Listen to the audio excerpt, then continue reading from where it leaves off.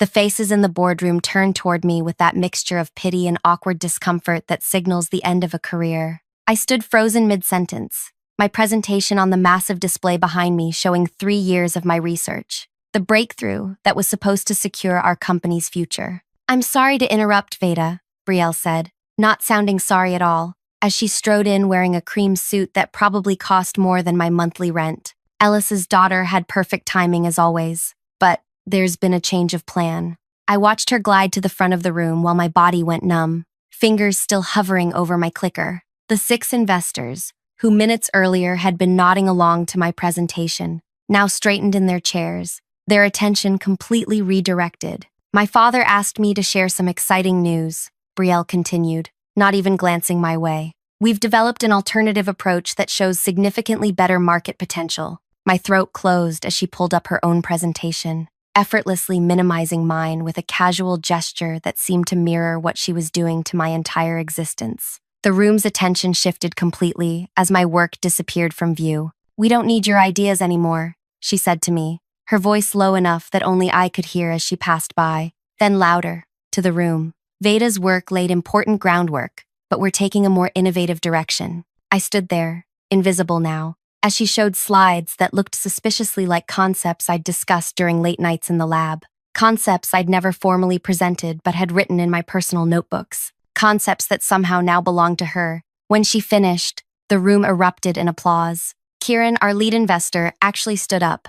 "This is exactly what we hope to see," he said, beaming at Brielle. "Much more commercially viable." I packed my laptop with mechanical movements as they discussed funding rounds and expansion plans. Nobody noticed when I slipped my keycard out of my wallet and placed it on the table. I caught Ellis's eye as I headed for the door. The CEO who'd once told me I was the future of his company now looked through me like I was already gone. "Enjoy the funding," I said quietly, my voice steadier than I felt. It was only when I reached my car that the shaking started. I gripped the steering wheel, trying to process what had just happened.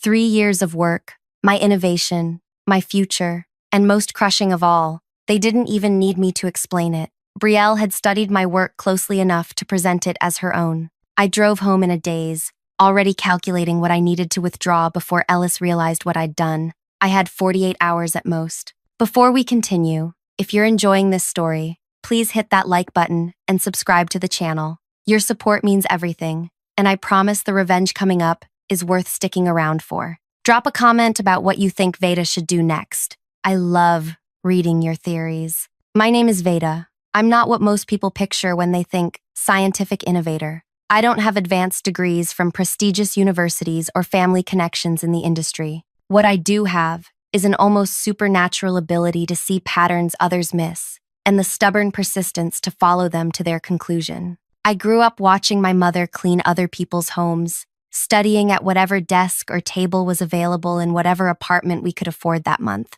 I clawed my way through college on scholarships and waitressing tips. When most students were sleeping, I was in labs, assisting on research that never bore my name. Ellis hired me 4 years ago despite my unconventional background, or perhaps because of it. "Fresh perspectives create breakthroughs," he'd said during my interview, seeming genuinely impressed by my self-taught approach to molecular biology. For 3 years, I worked 16-hour days developing a method to stabilize volatile compounds that could revolutionize how we deliver targeted medications to the body. It wasn't just a job, it was my life's work, the innovation that would finally prove I belonged. I never saw Brielle coming. She arrived 8 months ago, fresh from some European business school, installed in the corner office with a made-up title, Strategic Innovation Director. Ellis introduced her with proud father eyes, telling us all how lucky we were to have her fresh perspective. I tried to be welcoming. I shared my research when she asked questions,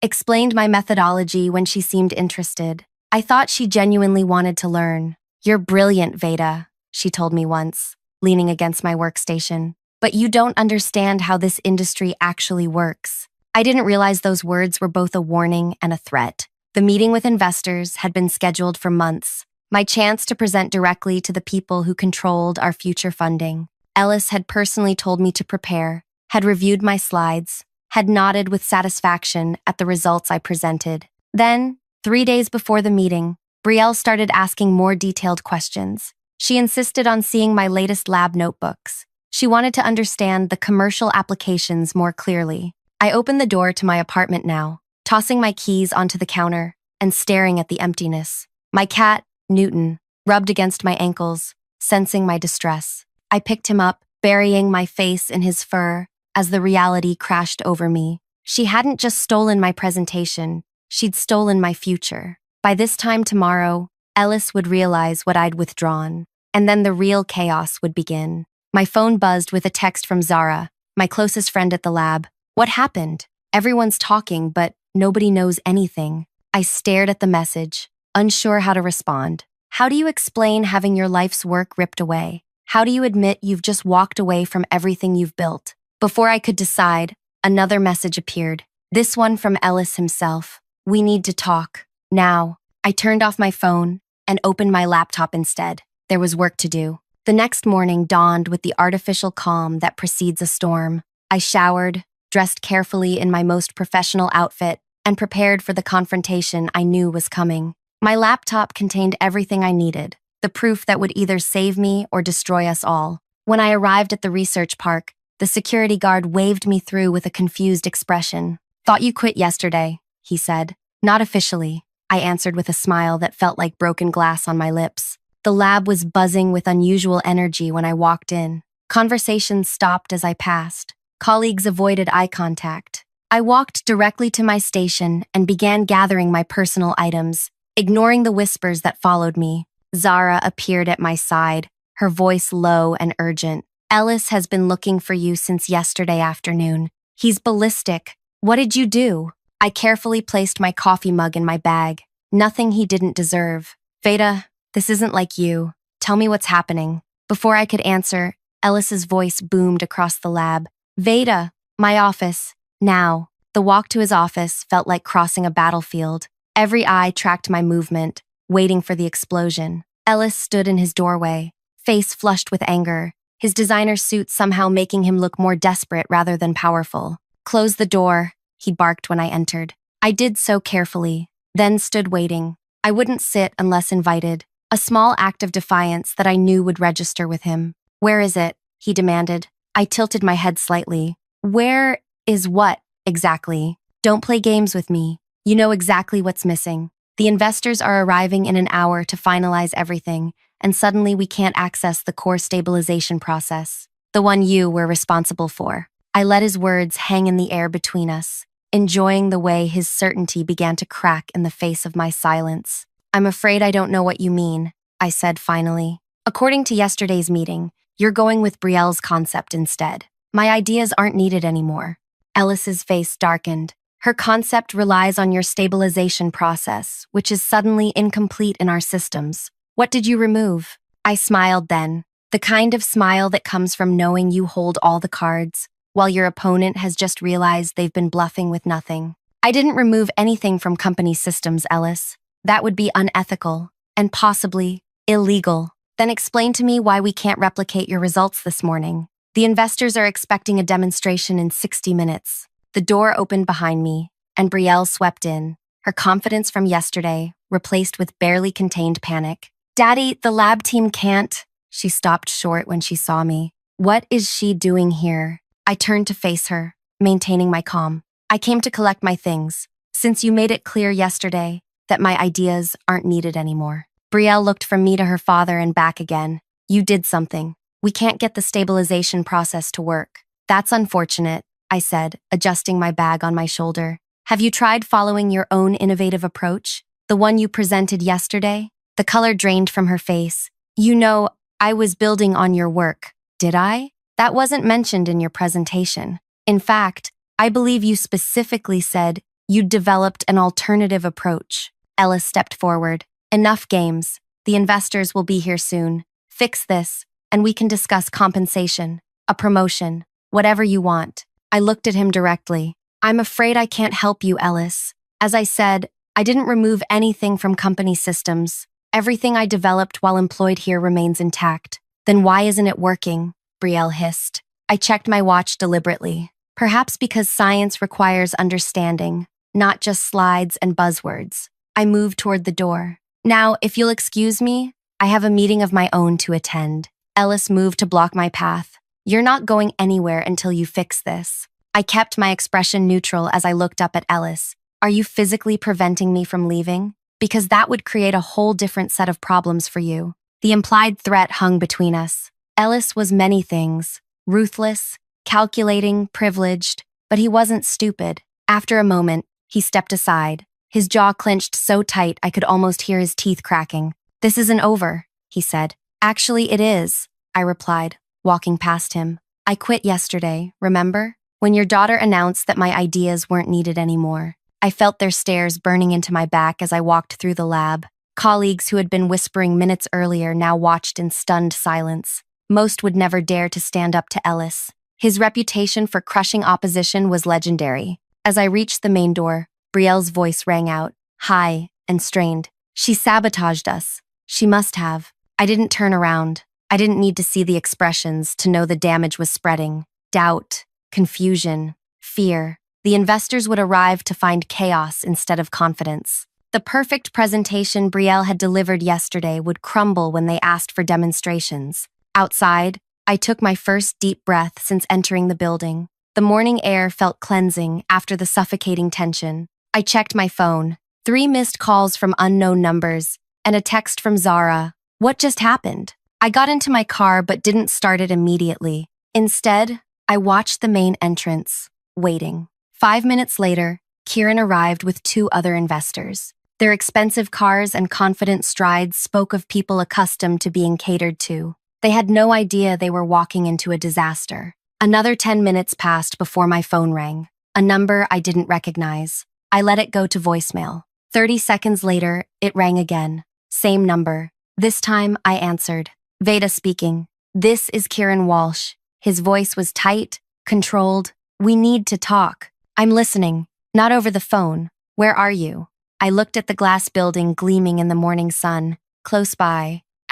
Meet me at the coffee shop across the street. 5 minutes. He hung up without waiting for my response. I smiled at my reflection in the rearview mirror. Right on schedule. When I entered the coffee shop, Kieran was already seated in a corner booth, as far from other customers as possible. His normally immaculate appearance showed signs of strain, tie slightly askew, a faint sheen of sweat on his forehead. I ordered a coffee before joining him, taking my time, establishing control of the interaction through unhurried movements. What happened in there? He demanded, when I finally sat down. I sipped my coffee. You'll have to be more specific. Don't play games, Veda. Yesterday, Brielle presents a revolutionary stabilization process. Today, nobody can make it work, and Ellis looks like he's about to have a stroke.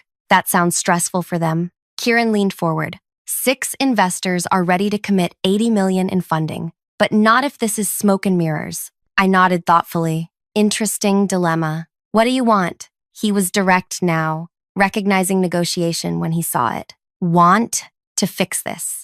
To make the process work, like it did in all the preliminary reports we reviewed. I'm not employed there anymore. That can change. He pulled out his phone, scrolling briefly. Your salary was what, $110,000? We can triple that, plus stock options. I shook my head. You're negotiating for the wrong company, Kieran. His eyes narrowed. What does that mean? It means I'm not interested in going back to work for Ellis. Then what do you want? I took another sip, letting him wait for my answer. You're investing in a specific innovation, correct? A molecular stabilization process that allows for targeted delivery with minimal degradation? Yes. And you've verified that this process works? That it's reproducible? He shifted uncomfortably. The preliminary data was compelling, but this morning, suddenly nobody can make it work. I said, doesn't that concern you? It would concern me more if I didn't think you were behind it somehow. I smiled. That's quite an accusation. Am I wrong? Let me ask you something, Kieran. In yesterday's presentation, who did Brielle say developed this process? He frowned, thinking back. She presented it as the company's innovation, her team's work. Her team. I nodded slowly. Interesting. His expression changed as understanding dawned. You're saying... I'm saying you should be very careful about where you put $80 million.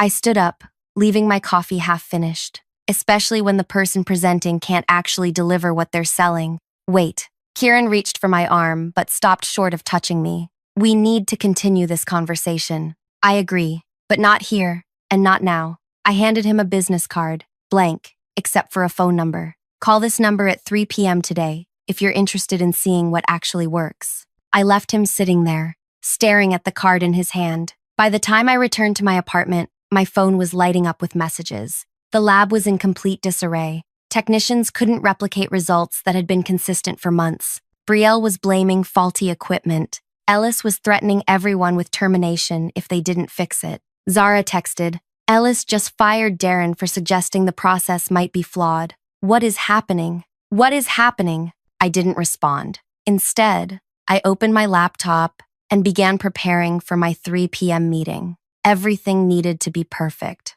At 2:30, my doorbell rang. I checked the security camera, surprised to see Ellis standing there, alone. His car idled at the curb, no driver visible. He'd come himself. I considered ignoring him but decided against it. This confrontation was inevitable. When I opened the door, he looked older than he had that morning. The powerful CEO was showing cracks. May I come in? His voice lacked its usual commanding tone. I stepped aside, allowing him entry, but saying nothing. He glanced around my modest apartment, taking in the stacks of scientific journals, the small desk cluttered with notes, the cat watching warily from atop a bookshelf. The investors walked out, he said finally. I'm sorry to hear that. No, you're not. There was no anger in his voice now, just exhaustion. You planned this. I planned nothing, Ellis. I simply quit after being publicly humiliated and having my work stolen. He winced at my directness. Brielle was overzealous. She shouldn't have presented without acknowledging your contributions.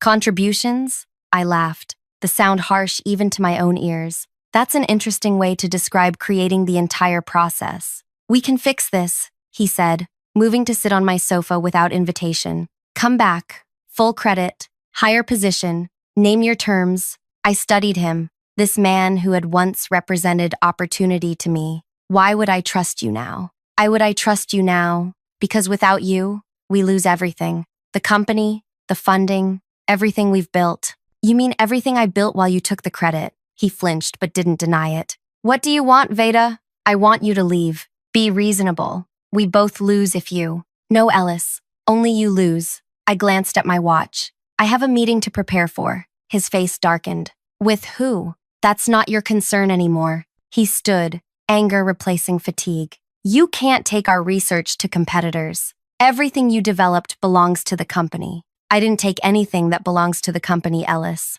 I promise you that. His eyes narrowed. Then why can't we make it work? I opened the door, indicating our conversation was over, perhaps because science is complex, and not everything can be stolen with a flashy presentation. As he stepped toward the door, his phone rang. He checked it, his expression shifting from anger to concern. We're not finished, he said, answering the call as he walked out. I closed the door behind him, leaning against it for a moment. My hands trembled slightly. Confrontation had never been my strength, but I was beyond caring about comfort now. At 3 p.m., exactly, my phone rang. Hello, Kieran, I answered. Have you decided if you're interested in seeing something that actually works? I'm listening, he replied, but I'm not alone. Who's with you? The entire investment group. After this morning's situation, we need certainty. I smiled to myself. Text me the address. I'll bring everything you need to see. 2 hours later, I stood before 6 of the industry's most powerful investors in a private conference room at their downtown offices. No Ellis, no Brielle, just me and the work I'd dedicated years to perfecting. Before I begin, I said, setting up my equipment, I want to be clear about something. What you're about to see belongs to me, not to Ellis's company. Kieran leaned forward. That contradicts what we were told yesterday. I imagine many things you were told yesterday won't hold up to scrutiny. I launched into my presentation, explaining the true methodology behind the stabilization process. I demonstrated the results with samples I'd prepared, allowing them to verify the efficacy themselves. When I finished, the room was silent for several seconds. Finally, Kieran spoke. This is remarkable work, Veda, but it raises serious questions about what happened at Ellis's company. I can answer those questions, I said. But first, I need to know if you're interested in funding the actual innovation, not just a presentation about it. Another investor, Amara, spoke up. Are you saying you've established your own company? I have. As of 3 weeks ago. Kieran's eyebrows rose. 3 weeks? Before yesterday's presentation? I nodded. I sensed which way the wind was blowing. And the process? The intellectual property? Belongs to me personally. Developed through independent research. Conducted outside company hours. Using my own resources. Ellis will fight that claim, Amara said. Let him try, I replied, sliding a folder across the table. This contains documentation of every step I took to protect my work, verified by independent legal counsel. Kieran opened the folder, scanning its contents with growing interest. You've been planning this for months. I've been protecting myself for months, I corrected. There's a difference. And what exactly happened this morning? Amara asked. Why couldn't their lab replicate the results? I met her gaze steadily. Because they never fully understood the process to begin with. They had my results, but not my methodology. Brielle saw the destination, but not the path. That's devastating for them, Kieran said slowly. Yes, I agreed. It is. The investors exchanged glances, a silent conversation happening above the polished conference table. I remained standing, calm despite the butterflies in my stomach. This moment would determine everything. We need to discuss this privately, Kieran finally said. I nodded, gathering my materials. Of course. No, Amara interrupted, raising her hand. Stay, please. I have more questions. I paused, caught between the impulse to give them space and the need to maintain momentum. Your documentation shows you developed this innovation independently, she continued, tapping the folder. But you were employed by Ellis during this time. Most contracts have clauses about intellectual property. Mine did as well, I acknowledged, which is why I was careful to develop the critical components on my own time, with my own equipment. The lab results they have show a version that works, but not the refined process I've developed since realizing what was happening. And when was that exactly? Another investor asked. When Brielle arrived, I said simply. She asked too many specific questions, spent too much time examining my notes, rather than understanding the science. After the second time I caught her going through my desk after hours, I created a separate research path. Kieran's eyebrows shot up. You have proof of that? I nodded. Security footage. I requested it, claiming I'd misplaced some notes. The cameras caught her at my workstation at 10:30 p.m. on 3 separate occasions when I wasn't present. The room went quiet again. I could see the calculations happening behind their eyes. Not just financial ones, but reputational. Nobody wanted to back a company built on stolen research. What exactly are you proposing? Kieran finally asked. My company, Solara Therapeutics, is seeking investment to bring this stabilization process to market. We're small, but focused. No bloated management structure, no nepotism, just scientists who understand what we're building. And your team is? Currently 4 people, including myself, all experts who left Ellis's company in the past year due to. I paused, choosing my words carefully. Leadership concerns. Amara nodded slowly. You've been planning your exit strategy for some time. I've been protecting my work. I corrected again. The exit became necessary when it became clear my contributions wouldn't be respected or acknowledged. One of the quieter investors leaned forward. What makes your process different from what we saw yesterday? In layman's terms. I appreciated the question. This was my element, the science itself, not the politics around it. Imagine trying to deliver medicine to a specific part of the body. Traditional methods are like throwing darts blindfolded. Some might hit the target, but most scatter elsewhere, causing side effects. My process creates what you might call a guided missile system. The medication remains stable until it reaches exactly where it's needed, then activates precisely. And the applications? Cancer treatment initially, delivering chemotherapy directly to tumors without damaging surrounding tissue. Eventually, the platform could work for neurological conditions, autoimmune disorders, anywhere we need targeted treatment. The energy in the room shifted. This wasn't just about corporate drama anymore. It was about potential that transcended it. We need to verify your claims independently, Kieran said, his voice carrying new respect. I welcome that, I replied. In the meantime, Amara added, I suggest we pause our discussions with Ellis's company. The meeting concluded with handshakes and promises of follow-up discussions. As I packed my presentation materials, Kieran approached me privately. Ellis called me 6 times today, he said quietly. I continued organizing my papers, That's unfortunate. He claims you stole research. That would be projection on his part. Kieran studied me for a moment. You knew this would happen. All of it. I met his gaze.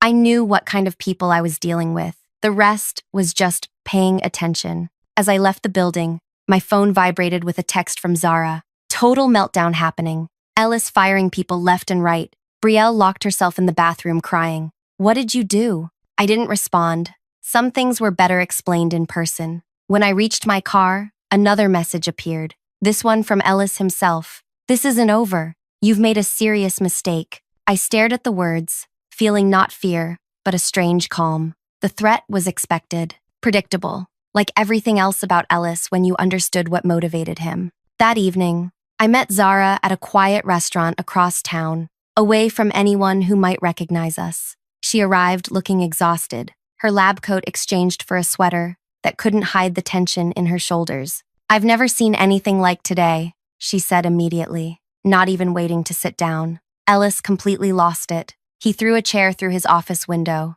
Is everyone okay? Physically? Yes. Professionally? Half the senior staff resigned on the spot. The rest are updating their resumes. She leaned in. The investors pulled out completely. All of them. I nodded, unsurprised. You did something, she continued, studying my face. You know exactly what happened. I protected myself and my work. How? I smiled slightly. By understanding people's motivations. Ellis wants status and control. Brielle wants to prove herself to her father without doing the work. The investors want a return without risk. And you? What do you want? Recognition for what I built, and never to feel as powerless as I did in that boardroom. Zara sat back. You're starting your own company, aren't you? Already started. 3 weeks ago. Her eyes widened. Before the presentation, I saw where things were heading. She hesitated. Is there room for another scientist? I thought you'd never ask. The next morning, my lawyer called with news. Ellis had filed an emergency injunction, trying to block me from using his research. The judge had denied it based on the documentation I'd provided weeks earlier. He's floundering, my lawyer explained, making desperate moves without proper preparation. Will there be more legal challenges? Almost certainly, but we're prepared for them. Your foresight in documenting everything independently was crucial. By afternoon, industry blogs were buzzing with rumors. Ellis's company stock had dropped 15%. Board members were calling emergency meetings, and through carefully cultivated contacts, I learned that Brielle had been quietly removed from her position. I didn't feel the joy I'd expected. Instead, I felt a strange emptiness, the vacuum that follows when something that consumed you suddenly evaporates. That evening, as I worked late in my small but growing lab space,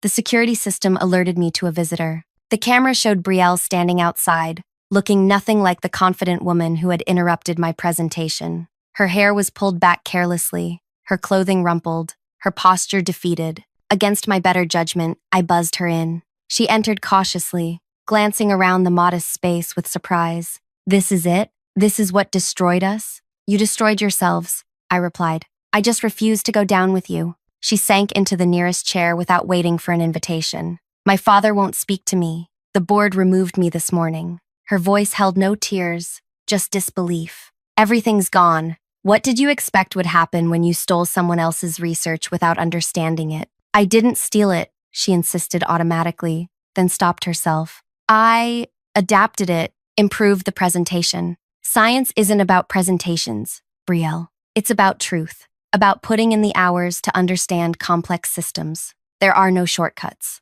She looked up at me, and for the first time, I saw past the privileged exterior to the insecurity beneath. How did you do it? How did you know what would happen? I paid attention to details, to patterns, to people. While you were studying my notes, I was studying you. She winced at the directness. The investors are talking to you now, aren't they? I nodded. They won't invest in my father's company even if I'm gone? The damage is done. Trust, once broken, is nearly impossible to restore. She stood suddenly. I didn't come here for sympathy. I came to understand what happened. Now you do. As she turned to leave, she paused at the door. You planned all of this from the beginning. No, I corrected. I simply created options for myself, while you and your father eliminated yours. After she left, I sat alone in the lab, surrounded by the equipment I'd purchased with my own savings. The space was small compared to Ellis's state-of-the-art facility, but it was mine. Every beaker, every centrifuge, every microscope represented a choice to bet on myself when no one else would. 48 hours after Brielle interrupted my presentation, everything had changed. Ellis's company was in freefall. The investors were negotiating with me instead, and the research that might help countless patients would continue under my direction. The revenge wasn't in destroying Ellis or humiliating Brielle. It was in proving they had never been necessary to begin with. My phone rang. Kieran, again. The boards finalized their decision, he said without preamble. We're prepared to offer initial funding of $60 million, with performance-based additions that could take it to 100. I closed my eyes briefly, absorbing the magnitude of what had just happened. There's something else, he continued. Ellis is being removed as CEO. The boards lost confidence. I see. They're asking about you as a possible replacement. I laughed, genuinely surprised. I'm flattered, but no, I'm building something of my own now. I thought you might say that. Worth asking, though. When we hung up, I walked through the quiet lab, running my fingers over equipment that represented not just scientific tools, but freedom. The freedom to work on my own terms, to be recognized for my contributions, to never again stand silently while someone else took credit for my life's work. The next morning, a courier delivered a package to my apartment. Inside was a lab notebook, my original one, the one that had disappeared from my desk months earlier. A small note accompanied it, written in Ellis's distinctive handwriting. You've won. Was it worth it? I closed the notebook, feeling the weight of years of work in my hands. Was it worth it? The question lingered as I prepared for my day, for investor meetings, for the beginning of something new. The answer came later that afternoon when I walked into our expanded lab space, where Zara and 2 other scientists were already setting up equipment. They looked up as I entered, their faces showing something I'd rarely seen directed at me in Ellis's company: respect. Ready to change the world? I asked. Their answering smiles told me everything I needed to know. Yes, it was worth it. If this story resonated with you, please hit that like button and subscribe for more tales of justice served. Have you ever had to stand up for yourself against someone who tried to take credit for your work? Share your experiences in the comments below. I read every single one. And remember, sometimes the best revenge isn't about tearing others down. It's about building yourself up to heights they never imagined you could reach.